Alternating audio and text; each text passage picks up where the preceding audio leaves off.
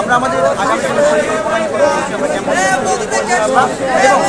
যেহেতু নীলখাতে আমাদের ভাইদের রক্ত করছে, নীলখাত থেকে আমরা উঠা দিতে চাইছি হচ্ছে আচরণের পরিবর্তন না নিয়ে আসবে, তাহলে পুলিশের ব্যাপারে আমাদের কঠোর কর্মসূচি থাকবে। পুলিশের পরিবর্তে অন্য কোনো বাহিনী বাংলাদেশে আসবে। আমরা এই কঠোর পরিকল্পনা এবং কর্মসূচি পুলিশের ব্যাপারে নিব যদি তারা তাদের আচরণ পরিবর্তন না নিয়ে আসে। এবং আমরা আমাদের ভাইদের নিয়ে সকলকে নিয়ে ক্যাম্পাসে দেব এবং দাবির সাথে আমরা আজ থেকে এই জায়গায় আমাদের সম্পর্ক শেষ এবং আমাদের ক্যাম্পাস কীভাবে চলবে আমরা সেই পরিকল্পনা আমাদের মধ্যে থাকবে ইনশাআল্লাহ।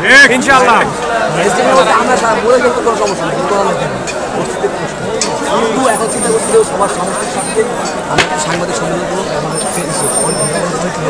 এর মাধ্যমে কাজ থেকে কঠোর কর্মসূচি ঘোষণা হবে এবং এই প্রতিটি মামুনকে রাষ্ট্রদ্রোহী মামলা দিতে হবে।